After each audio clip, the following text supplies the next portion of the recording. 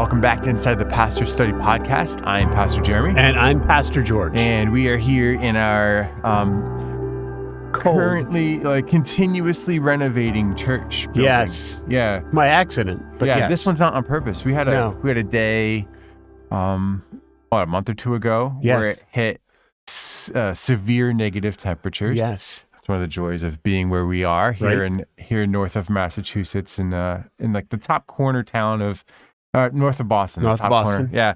So super negative day, and one of the pipes broke in a section of the building. Thankfully, we had on a Saturday. Yeah, it was a Saturday.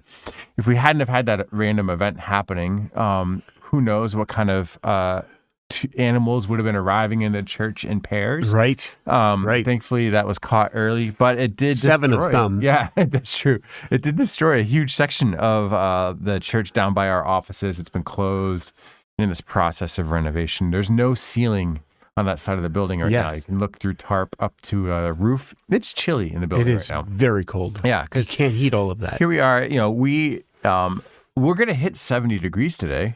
For the first time. That's what the rumor is. Is it really? The way it works up here, for those of you who are in other parts of the country, that this time of year, we will have overnight lows in the 20s and 30s. Yes. And we will hit upper 60s and 70s, and it'll go back down to the 20s. Yes. Overnight. And then... messes up your heating system. Yeah. You have to... We will have our air conditioners and our furnaces on the same day and use them both frequently. Yes. And I saw in a couple of days here, we're going to hit 85. No kidding. Yeah. So, and it'll probably again drop down like 20 the night. 20s that night. So that's kind of how it works here. It's really wreaks havoc on our sinuses, our body systems, and our heating systems. So that's coming soon for us. That's what Easter and Easter, spring, all those things look like up here for us. And Easter is this weekend. We're celebrating. Yes, it is. And we're in the podcast studio on a Thursday leading in. So a lot of people do.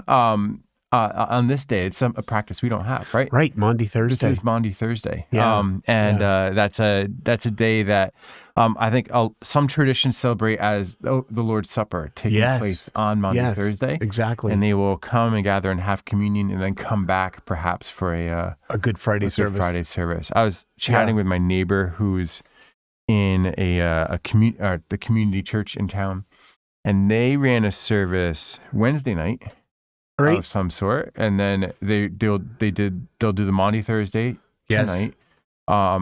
Tomorrow, their building is open all day for quiet contemplation and prayer. Interesting. And then Saturday, they will do a quiet get together in the evening. And then Sunday morning, they'll have their sunrise service and then the resurrection service. That is nice. That is nice. Yeah. Except for the sunrise service. I know. I told her that when I first moved here almost 10 years ago, one of the first, I was interviewing here about this time of year. And one of the questions I remember asking was, do you do a sunrise service? Because it's Easter and I had been doing a sunrise service for several years, and the answer was no. And I said, sign me up. I'm in. Yeah, I know.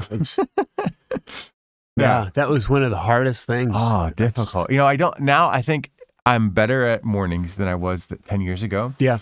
And so I don't know that I would necessarily hate the service. However, with it being New England, we could have like a foot of snow. And negative temps on Easter Sunday. Yeah. We've had snow before. We've had that. So, yeah, so it's nice not to have that. I remember the struggle of doing a sunrise service. Mm-hmm. For me it was you have to have your brain running at that point, right? Right. But on top of that, we don't do this now. But I mean, when I was doing sunrise services, I was in churches that had 2 Sunday morning services. Right. So that meant Good Friday. Mm-hmm. And on top of that, I usually was also a speaker at another Good Friday service. They would do there was a church near us that would do Last Phrases of Jesus, and they would do that in a 3-hour service. It would start at noon and it would go to 3:00. Mm-hmm. And so I would be one of the speakers in that, and then I would come back and do my own church's Good Friday service, sunrise service, and then 2 services on Easter Sunday. And quite honestly, by the time I got to by the time I hit the ham, I was done. Yeah, for sure. Just long week. Yeah, it is a real challenge, isn't it? Yeah. To go through all that. But I kind of love the variety. I love that so many churches celebrate this week in so many different ways. I think it is. That's exciting. That's really fun. Yeah. So for those of you who are new with us, this is the point where we usually go through a really cool long intro and we introduce ourselves to you. Yeah. And so now this intro is just a little bit longer, but I'm Pastor. We talked about this. Introduced our names. Yeah. We're Father and Son Pastoral Team. We serve a local church, again, just north of Boston in the city of Methuen. And our goal with this podcast has always been to give you an inside look into what happens in the pastor's office throughout the week. I get this question a lot. I was thinking about what do you do all week? Yeah, the conversations my wife has been having. There's been a lot of turnover at my wife's work, and there are a number of people in her office from varying backgrounds. It's really cool. She actually is really enjoying this. And they are really interested in what I do. There's a lot of conversations about what exactly a pastor does and what Kim's husband does. And, those questions come up. Like, what does he do when there isn't a service? What's the week? Yeah. What does a pastor do? And this is kind of a chance to see that. Like, yeah. It's, a lot of what we do is, the things you would assume, right? Visitations and programs through the week. But also a lot of what we do is all of those details that make things seem effortless and natural when everybody's gathered. We do a lot of planning and preparation for that. And we do a lot of these conversations where we're thinking through topics and issues and how to we process things together and figure out how the world is working, how we apply an unchanging scripture to a constantly changing world. Yeah. And so we're giving you that inside look on those conversations, and hopefully you enjoy those. And we begin these conversations with a theological term of the week. The theological term of the week. That's the right button. It wasn't the right button. That's the right button. That one. If you're watching us online, which you can do, find us on Spotify. We post this on YouTube too. Yes. Yeah. A little error, but we just saw a little of that. That's right. Yeah.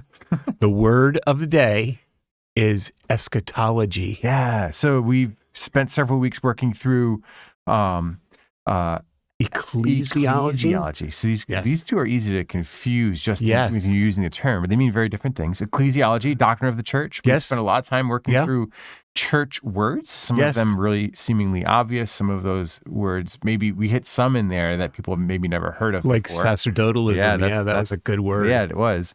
Word of the year. Perhaps, right. I'm hoping that you were able to drop that word into a conversation at some point, those of you who've listened to that episode.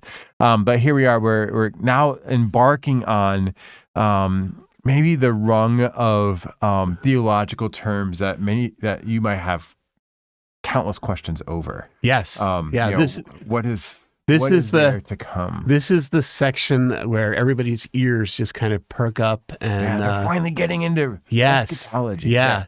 So what does eschatology mean? Eschatology comes from two Greek words. Okay, logos for the L-O-G-Y. Yeah. The ology part comes from the word logos, which means study or word, right?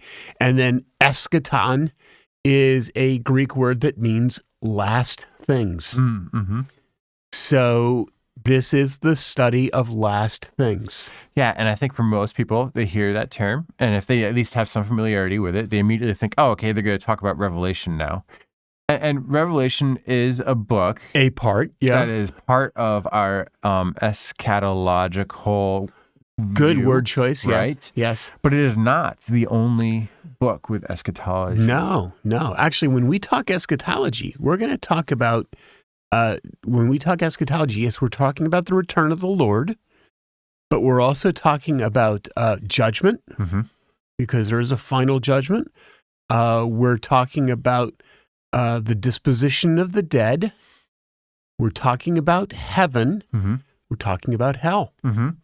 And all of those things go into this concept of eschatology. Those are all last things. Yeah, and Revelation is not the only book that deals with it. No, not by... Yeah, several in the Old Testament deal with the Daniel, Zechariah, Ezekiel. Yes, Ezekiel is a fun one, right? Yeah. Taking that stick and figuring out how big the temple is in the new heaven and new earth. Yeah, very cool. And trying to figure out just exactly a wheel within a wheel with faces that don't move. Yes, exactly. Yeah. Those are all eschatology type sections. Yeah, there are even sections in the New Testament other than the Book of Revelation. Right. So, for example, Matthew records some conversations from Jesus about the second coming in Matthew 24. Yep. We also have Paul talking about Thessalonians from 1 Thessalonians 4 and also 2 Thessalonians. Yep. Yeah. So there are various places where we talk about last things. And so you can't, in fact, isn't it interesting? You have, just in the New Testament, you have 3 different authors talking about it. You have John, who writes the book of Revelation, but you also have Paul addressing this not only in First and Second Thessalonians, but also in other places. Like Paul talks about having a crown, or receiving a crown because you love the appearing of Christ. You're looking forward to the appearing of Christ. Yep. So, and then Matthew is a third author, who addresses the whole return of Christ. So, very interesting. Just from the New Testament, 3 different authors. You go to the Old Testament, like we were just saying, you include Zechariah, you include Daniel. So it's a topic. And isn't it interesting? All these different authors, all of them agree on the return of the Lord. Now, one of the things we're going to talk about with eschatology in that is that there are some areas of interpretation available here because we're talking about future prophecy in many ways. Yeah.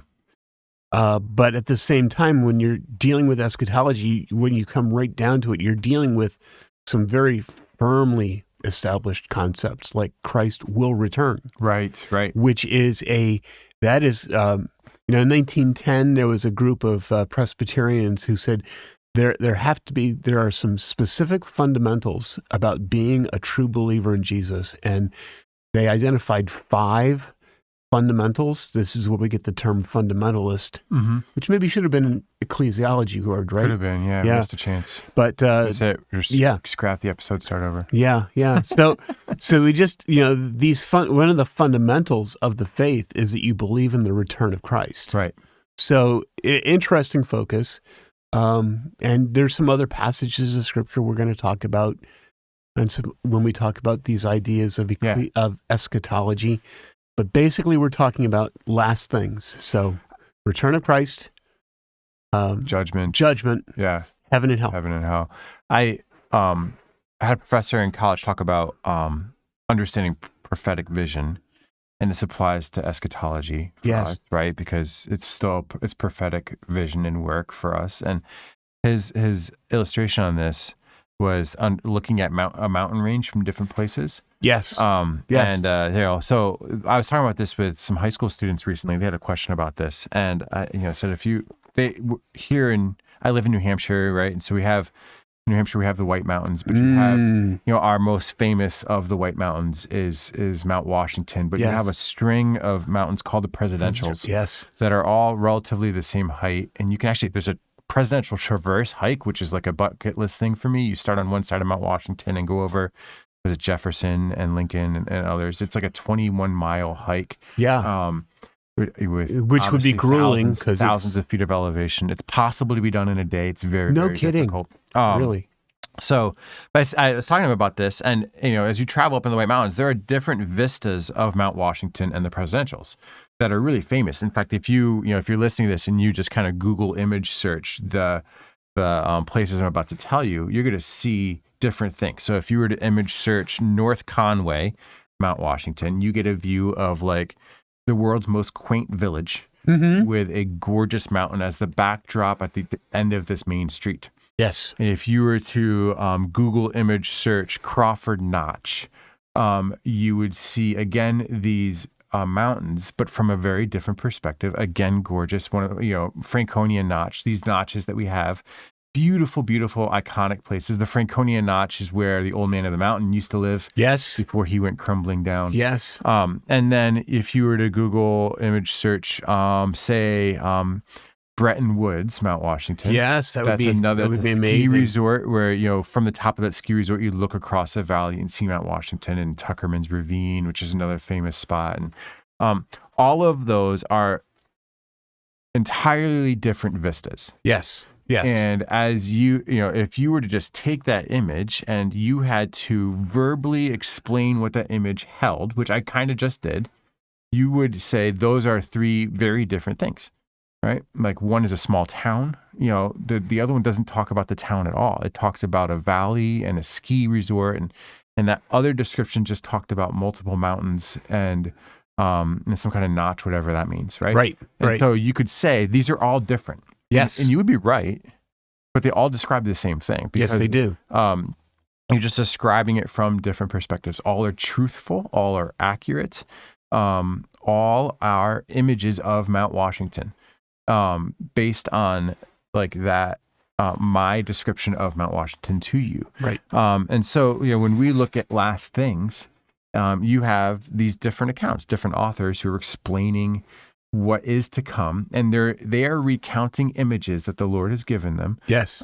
Accurately. Yes, absolutely. With full truth. Yes. And as they vary in perspective, you can trust that what we're getting from God is this gracious 360-degree view around a thing that's coming. Yeah. And, with still vistas that we have yet to see because we haven't traveled them. So that's the other side of it, right? With prophetic perspective is that you may be looking at the mountain and you might be saying, oh, that's so close. I can walk there from here. Sure. Right? Yeah. What you don't realize is that there's this huge ravine or valley between where you are and where it is, and that you didn't see. Right. Didn't see that valley at all. Mm-hmm. And that valley may open into, a huge other valley that you have to traverse before you can actually get to the mountain. Yeah. I remember being in Southern California where your brother lives and sitting on his back porch and looking at mountains that, were snow-capped as his house is there in the high desert of Southern California. And I think he was saying those mountains were like 60 to 80 miles away. Yeah.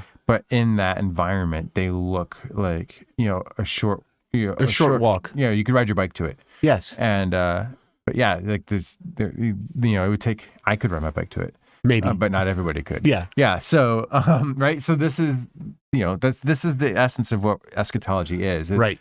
Reading those images that God's given us through Scripture, and then trying to understand what God's doing through them. And we have these terms in this whole theology construct that help us better understand what those are. And we're going to unlock those as we go forward in future episodes. Absolutely, yeah. So eschatology. So there it is. That's the overview of what we're going to be hitting here in a little bit in the theological term of the week. And we'll dive into some deeper ones down the road. The theological term of the week. Do that right. I did that right. I was guessing good. again. Yes, again. Good. Yeah, my labels are one thing and reality is the other. Phew. Yeah. Whew. Yeah. Dodged it. It's great to know that you're a pastor who is tech savvy. I know. That's a good thing and it's a bad thing. It is. So this is the first church I've served. So I've been in, how many churches have I served in? Let me think about this now. 1, 2, 3, 4. This is the 5th church I've served in. Yeah. Right. So this is the first church I've served in where I am not the lead tech guy. Isn't that interesting? It's awesome. Yeah. There are people here who know so much more about tech than I do. It's probably made me lazy. Like that's 10 years of tech moving and me not. Yes, that's true. But like, man, it is good to have really technical people as part of this church. And so like all of the stuff that you're seeing, is built by people who are brilliant at this. Yeah. And that's cool. On the other hand, you still are very much involved with our tech. So for example,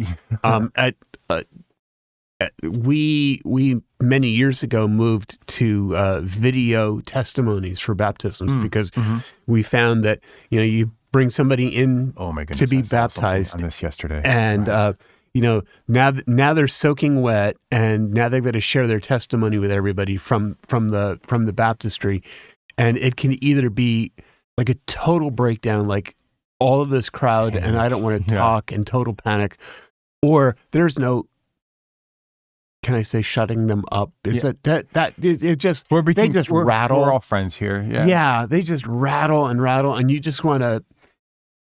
I saw an example. You just want to have them grab the mic. Yeah, I mean, maybe not that. Yikes. Kim showed me this video yesterday. It is from a very famous church. Many churches sing their music, and it's not the one in the Carolinas. It's another one, but famous church, and they do. It appeared by the video that they do like on-demand baptism days, right? Oh, no kidding. There are churches like this. Yeah, that's true. We went to a church like this in Pennsylvania for a bit. Yes. Where they would have a baptism service, and there were people that they planned on baptizing, but if anybody felt the Lord prompting them to baptism in that moment, they could pursue baptism. Yes. And there's nothing in Scripture that says either way, right? No, right. In fact, in Scripture, it happened immediately. Right. People, our model is that in Scripture, right? Yes. That the Lord speaks and people respond and immediately get baptized. So maybe that model is more scriptural than what we do. But also they didn't have videos and stuff like that in Scripture. True. So, however, the video I was watching yesterday, pastor's there, woman's about to be baptized. He has the microphone. He's interviewing her, asking her why she's pursuing baptism. And she is talking about how God has called her to save the animals. And this, her response was God equipping her and moving her to be the animal saver, and this was the affirmation as she pursued baptism of that call that God was going to help her save the animals. Ouch! That's what why do you want to get saved? Why are you getting baptized? This was the response. And he's just like, great. And then they move forward with baptism. And there's no correction in that. And I was horrified. Oh, no. That's not what this is for. Maybe you should head to the back of the line and talk with somebody. We dealt with this theological term of the week a couple weeks ago, so you can dig that one up. Yeah. Sure. So that's not what baptism is. No. It's not what baptism is for. And I watched that with like terror. Like, right. What is going on? Right. In this church, this poor woman. But so one of the things that we do. Yes. To help with this process. Yes. As we interview candidates for baptism, and then I do like a final interview with all those candidates for baptism over a camera. We sit them here in this studio. Very studio. Just change the background, do some other work in here, but we use this studio, and we have them sit in the chair I think I'm sitting in, and I interview them. And then what I will do after that interview is I will just slice and dice that interview into a chunk that helps communicate, their story well, right? Like, that they can articulate that they have trusted in Jesus for salvation and that they're pursuing baptism as a demonstration of their faith. Like, that's what I'm looking for. And I try and tell that story with the video. And we do that in a snippet that goes into our services when we do baptisms, right? Like we do that on Easter Sunday. We do it late summer. Yes. And I think we've probably baptized like half of the congregation. Probably. Yeah, we probably have. Super exciting. It's pretty awesome. So that's coming up. But that's kind of how we roll with that. And I do. Yeah. And there are a lot of tech there. I've learned how to be a video guy. Yeah, it's amazing because there are times when you're cutting 30 minutes down to 30 seconds. And then there are other times when you're trying to take 30 seconds and stretch it into a minute and a half. So it's been... There's an art. Any of you video editors out there who do this for a living, I massive amount of respect for Yes. It's hard. So that's not exactly what that's not. No, it wasn't where we were going, but it was. I don't even know how we got there. But this is talking about tech stuff. Yeah, pastor study, right? This is what we do. Yeah, we ramble. We do. We work through some things, and we want to make sure that what we use to God's honor and glory. Absolutely, right? Absolutely. So I think where we were going to go this morning, we've started this series in church on prayer. Yes, as a mini series within a series. Yeah, very Shakespearean of us. Yeah, right? Look at us. So we're talking through the Sermon on the Mount, and obviously Jesus spends some significant time instructing on prayer within that sermon. It's his second point, right? Yeah, exactly. Point one is the preamble is the Beatitudes. Yes, that's the hey everybody, thanks for coming. Here's the initial thought I want to give you to prime the pump. Point one, Jesus has that list of you've heard it said, but I say. Right. And then you get into point two. You have to be more righteous. Yes. Yeah. And then you get into point two, where Jesus continues to talk about, ultimately he's talking about how he is the fulfillment of the law.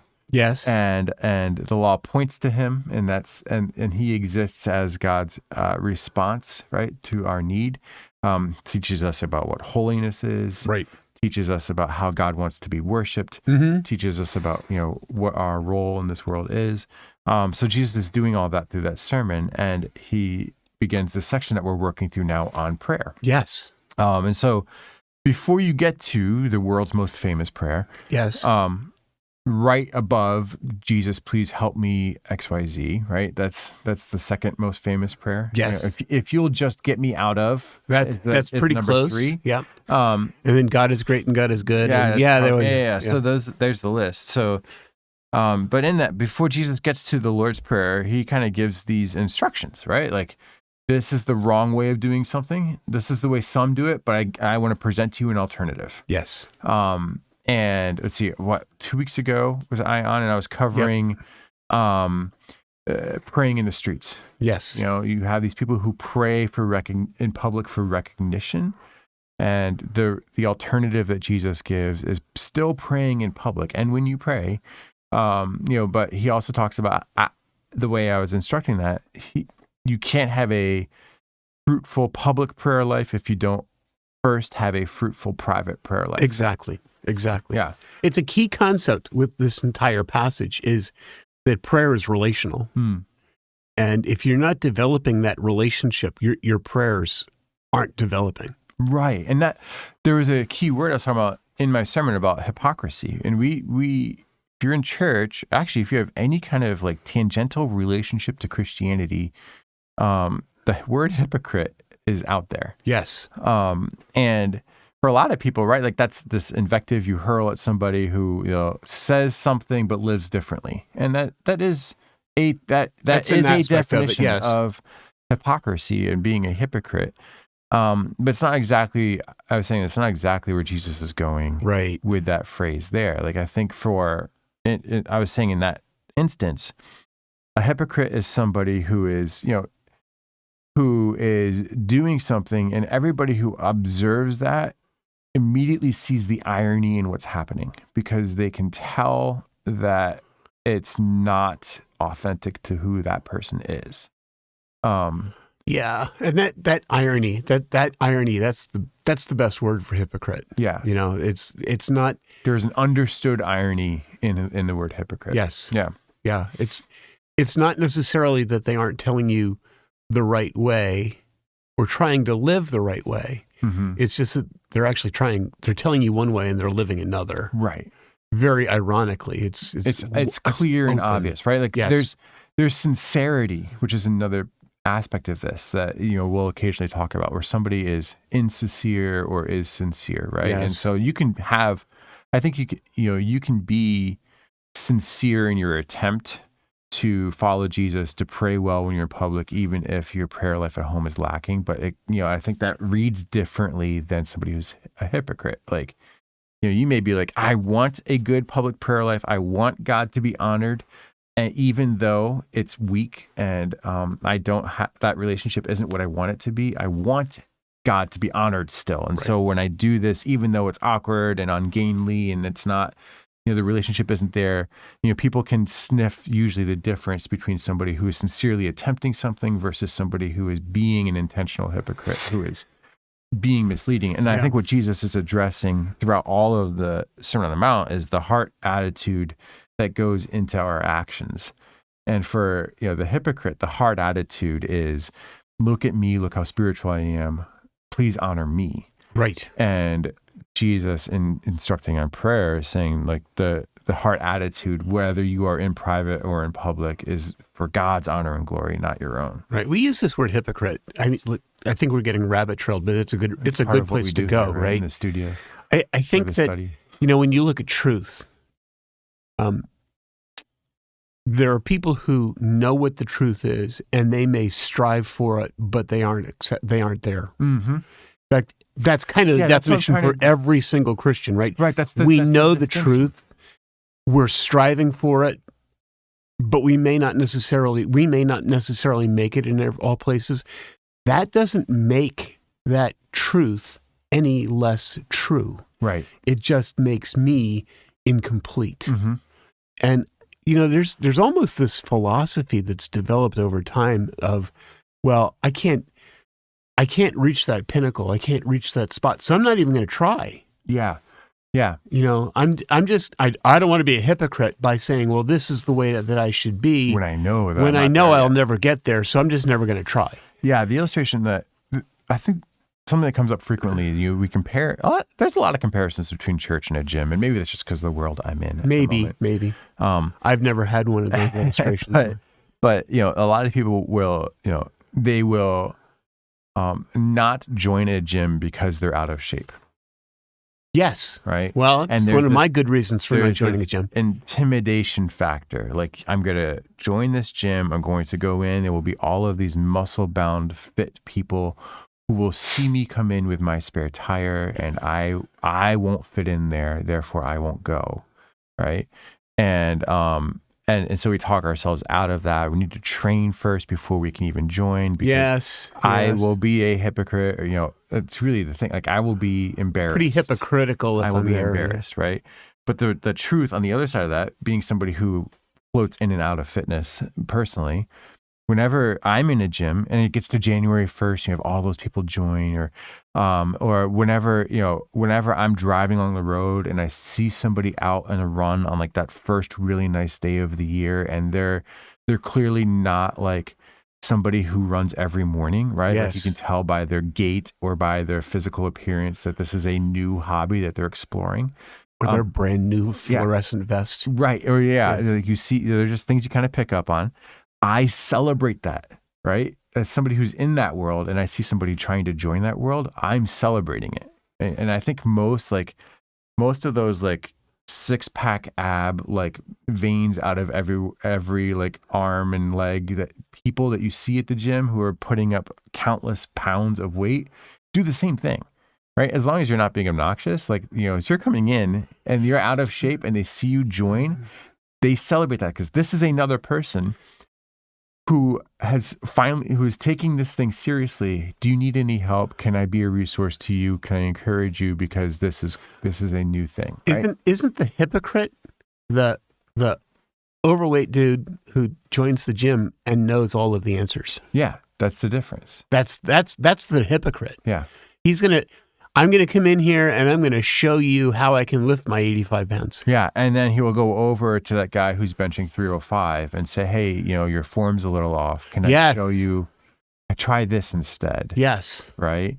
And that guy will look at him and say, I'm good. Thank you. Yeah, right? Exactly. So that sniffs of hypocrisy. Yeah. Yes. Right. You're like, you maybe they were like a championship athlete like 30 years ago. And maybe getting back and they have this information, right? But anyway, this is the nuance in this phrase. Yes. And it's really hard. This is interesting. So it's really hard for an exterior person to determine the nuance.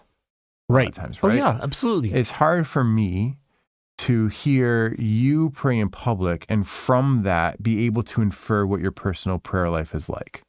Because it's entirely possible you just know all the right things to say. It's true. And you've been around it long enough that you could recite all of these prayers and it sound deep and it sound like you have a deep relationship with the Lord, but it could be that you have no connection with the Lord outside of that environment, right? Right.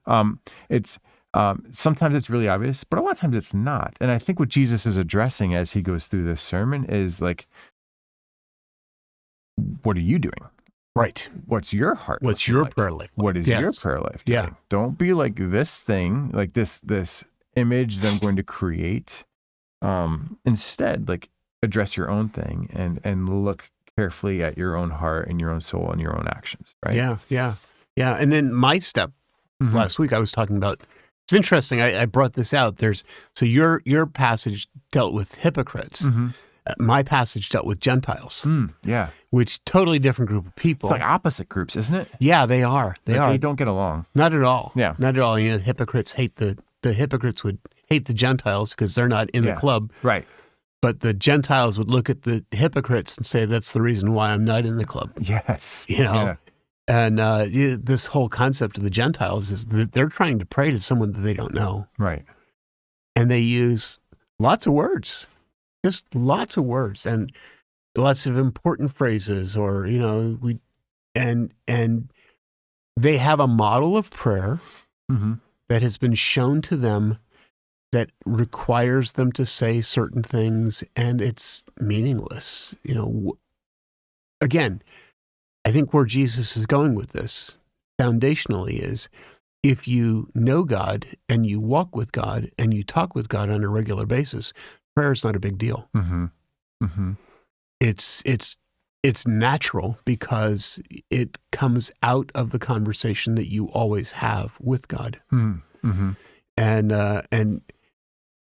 I think that that's a key ingredient. There's a lot of folks out there who are trying to find meaning in prayer by reciting ongoing phrases and trying to glue together things. And this is something we also talked about with this whole idea of gluing together things. Because we have a whole list of, maybe it's as hypocrites, we have a whole list of things that we hate in prayer. Like, goes over into Christian music.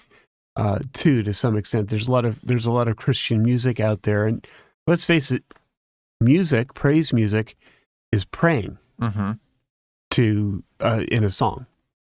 It's praying in a song, and there are a lot of, especially older folks, who really hate it when it's a phrase repeated over and over and over again, and then you repeat it over and over and over again. And I get that. It sounds a little, limiting, but yeah, because I think that's probably a whole other podcast. But I think generationally there is a different connection to that, right? Yeah, I think that there are also. I don't want to go into power, wonder working. Yeah, I know, right? Some of those things. Yeah, I know. I think that there are, there's a culture older than mine, a generation older than mine, that really connected to ideas through words. Yes. And I think generations younger than mine, I'm in a weird middle space as an elder millennial, generations younger than mine that connect to ideas through feelings. Yes. And images and imagery. Yes. And so the generation that connects through words struggles with music that is written to evoke emotion and imagery. Right. And neither of those directions is inherently wrong in themselves, right? Exactly. Because those are we're still trying to do the same thing. We're still trying to pray to the Lord.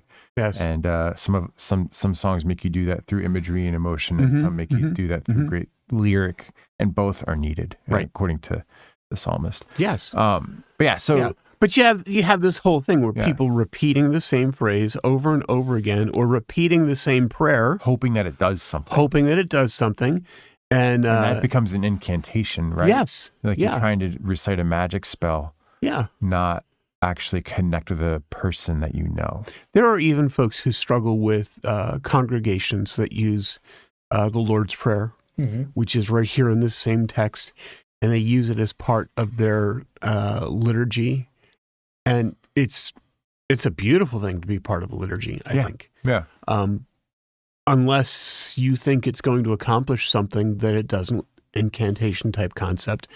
But also, if you're just saying it because we've now hit that spot where we're going now 20 to minutes say into the service, so we have to say this in order to get the deacons up to their front to collect the offering. Exactly, right? So, you got, there becomes but then that's every aspect of worship too, doesn't it? I mean, exactly.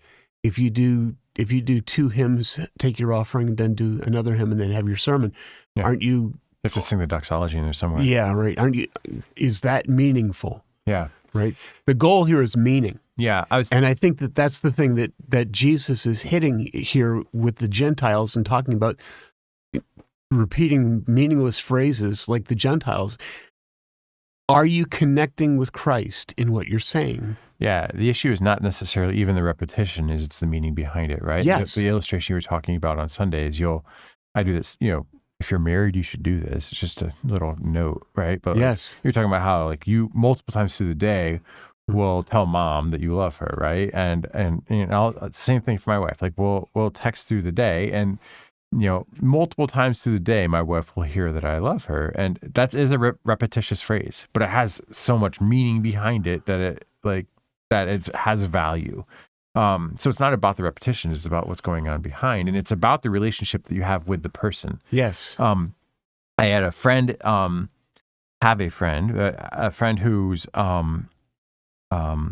brother-in-law, trying to work through the relationship thing here. Her brother-in-law played for the Patriots a number of years ago. And she told the story once of being up here visiting, and the doorbell rings, and she goes to answer the door, and there's a giant man on the other side of the door, and she just kind of looks at him, not really following sports. Well, she was from Texas. She's from Texas, right? So not really following sports. She looks at him, she says, "Who are you?" And he laughs at her and says, I'm Scott's friend. He invited me over, right? And he comes in and hangs out.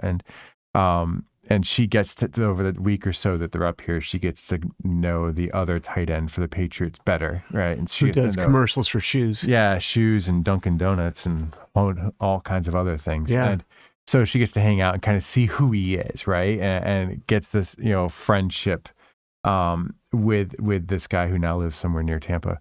And that's a different relationship than like I have when I meet somebody famous, right? I've met a few famous people over the years. Maybe you have too, right? Yes, yeah. And whenever you meet a famous, so Kim makes fun of me for this, actually. Like whenever I identify a famous person, which happens with some frequency, like I feel like I've run into many famous people. Maybe it's just living on the East Coast. Could be. Near a major city. But I've run into a lot of famous people. And whenever I run into somebody famous, I tend to just be like, oh, cool, there's so-and-so with whoever I'm with. And they will be like, do you want to go talk to them, introduce yourself or anything? Nah, I'm good. Right? Like, yeah. I'm going to give them what do I say? That's my problem. Yeah, give them their space. Right? My problem is always, what do I say to this famous person that they've not heard before? Yes. Like, hey, I really loved you in, like, whatever, right? Like, they hear that all the time. And so, like, it becomes... in my head, I'm like, I am going to offer that person a phrase that is repeated to them without meaning. Mm-hmm. And I don't have a relationship with them. And so it's just whatever happens, it's going to come off without meaning. On the flip side of that, another friend, his dad was a high-ranking officer at a military base in Oklahoma. And at the time that he was on that base, the president of the United States was visiting the base. And what happens when the president lands his plane is all of the high-ranking officers of that base will form a greeting line, and the president will come down off the stairs, hopefully without falling on them. Oh, hopefully. And, then the president and his entourage will kind of work their way down the line in greetings. And my friend's father is telling me the story about how, like, what you have one sentence to say to the president of the United States, what do you say?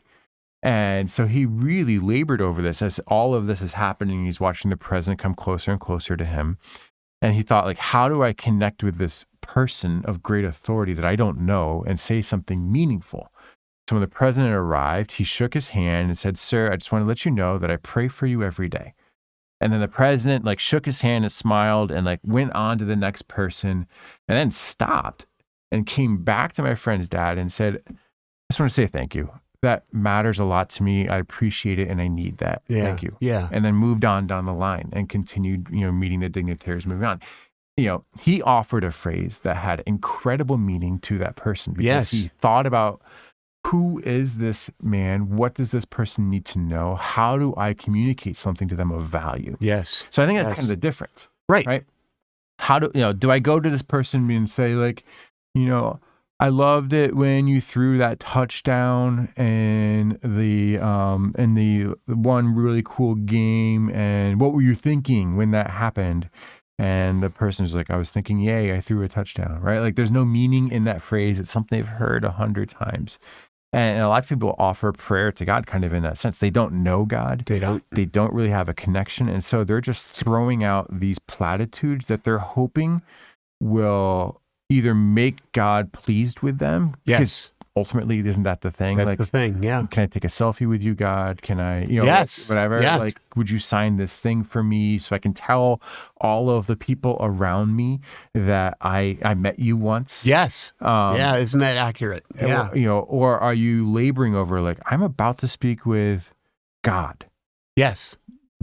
God, the one who created all things, who actually was willing to allow me into his throne room to have a conversation. What do I say to God?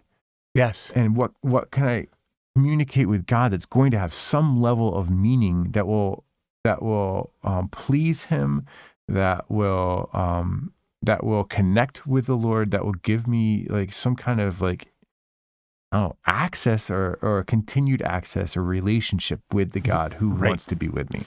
And I think there's another aspect of this, because we're talking about public prayer too. Yeah. Very distinctively an aspect of that. And that is, so now I'm coming to stand before God to hopefully say something meaningful. Mm-hmm. But I'm also standing before God to say something meaningful, not just for me, but for all of these other people in this room who are in essence standing behind me. Right, in the receiving line, so to speak, right? To be, kind of like giving me too, God.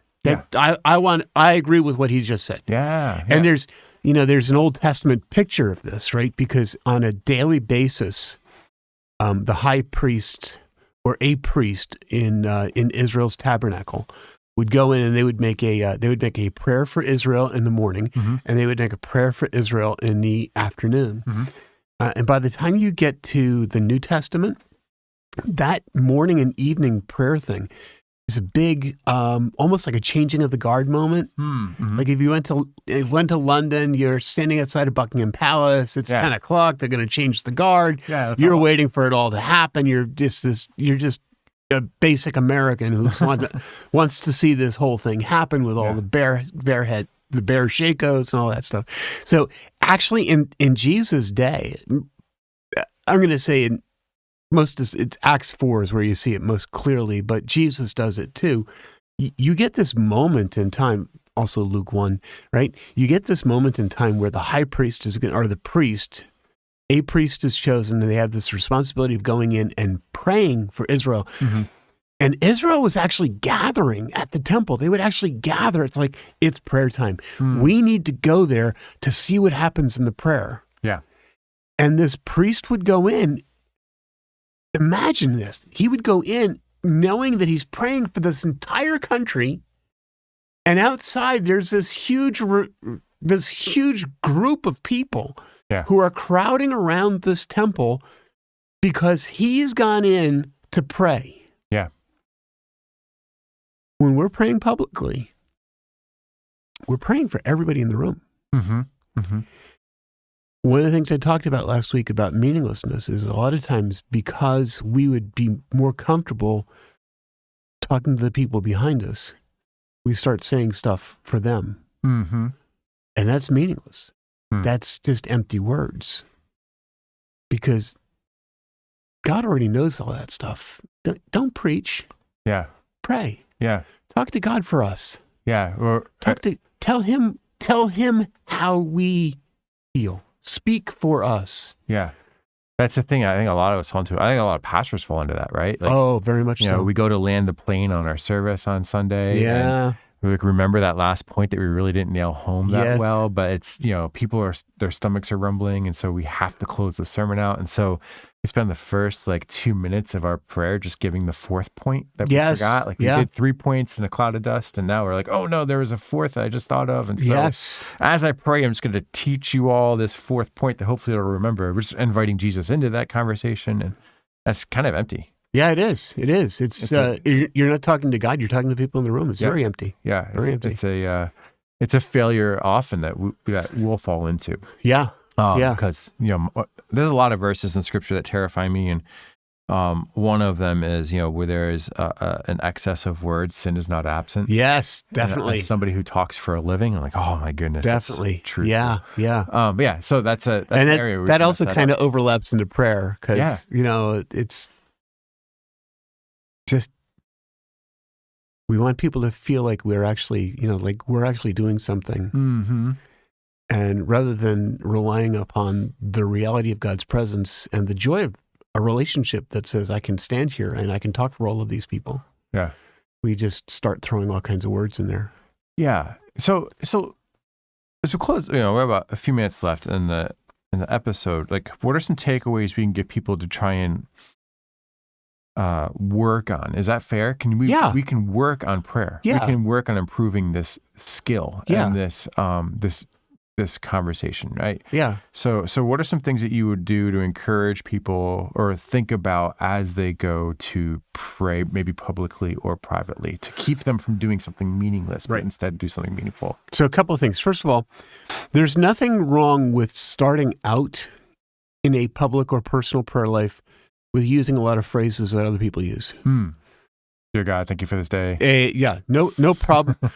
What you're basically doing is you are learning. You're learning how to talk to God. Those are training wheel prayers. Mm-hmm.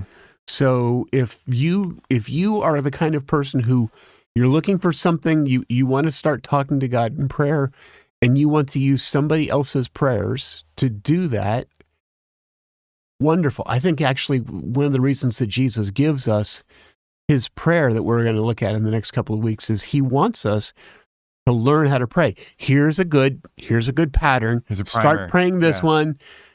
The goal is you'll eventually become so close to God that you might follow the same pattern, but you're going to put it in your own words and you're going to pray with feelings. So there's nothing wrong with starting out with a training wheel prayer, as long as it leads you to that place of relationship, right? Second thing that I think is interesting that maybe is like nails to the chalkboard to some folks is go ahead and write it out. Write out what you want to pray. Now, if you're going to do this, do it right. Write it out. Write it all out, and then read it to God. I've seen that happen. It's often wonderful. Yeah. It's refreshing. It's beautiful. It also teaches you in some ways, some aspects of spontaneity. So that's training step number 2.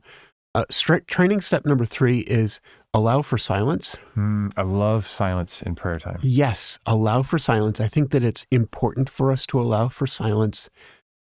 You're not monologuing. Prayer is not a monologue.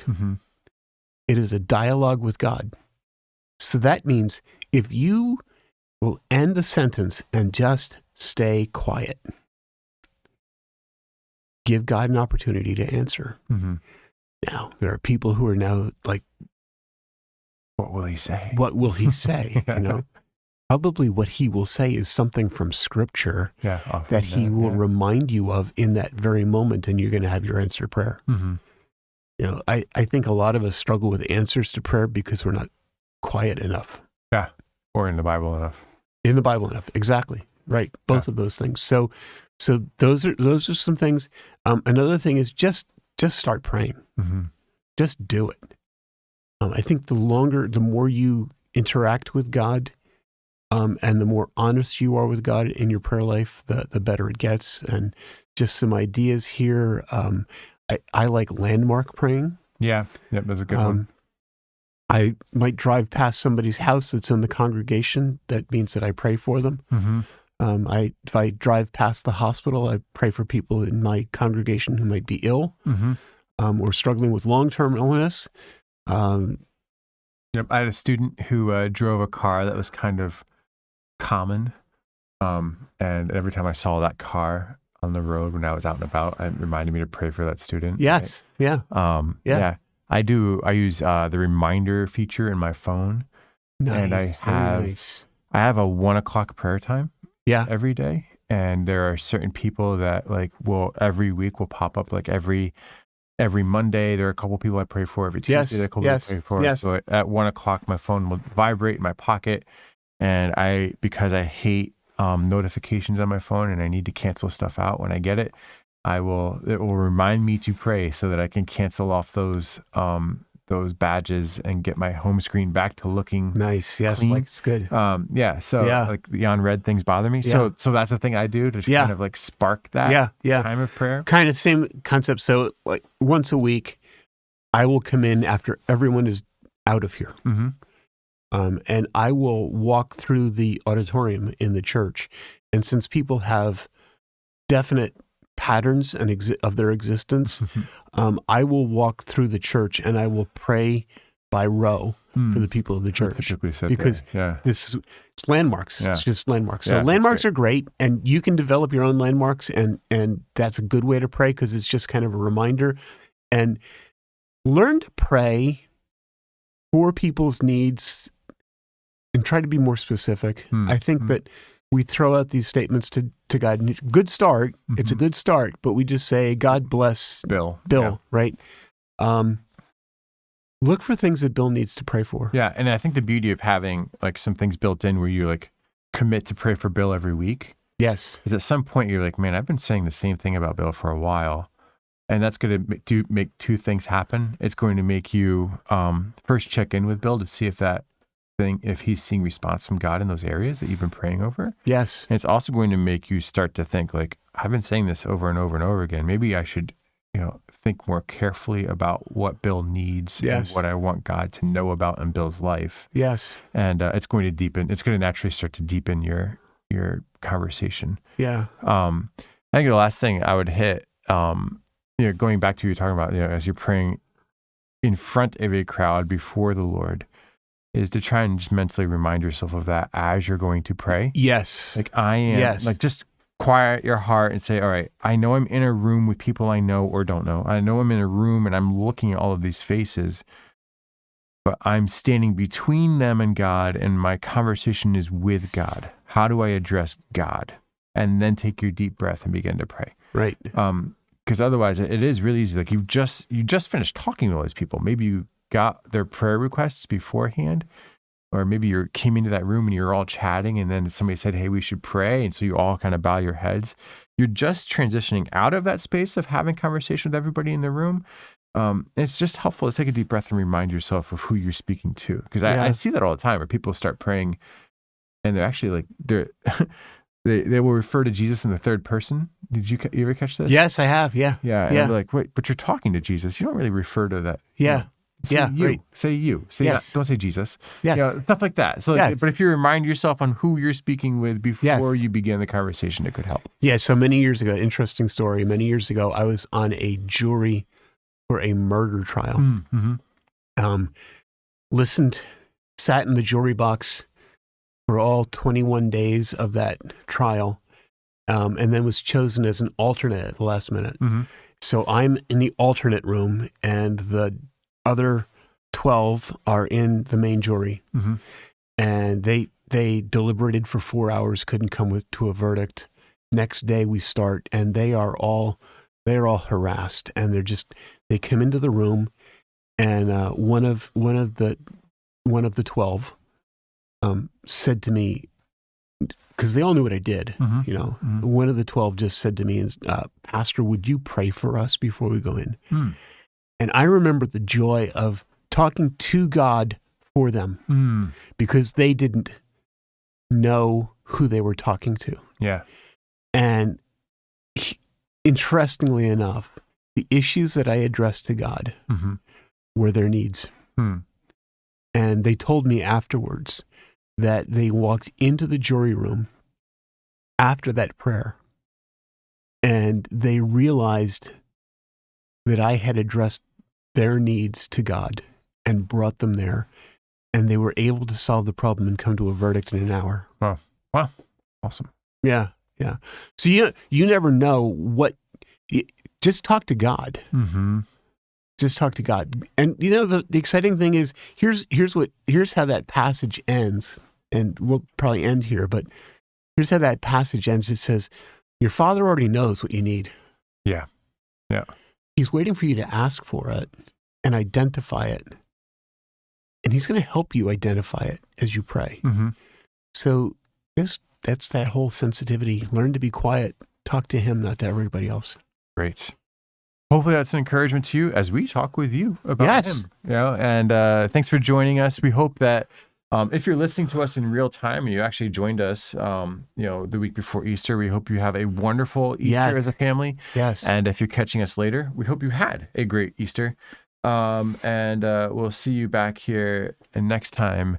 Have a good week, everyone. Bye now.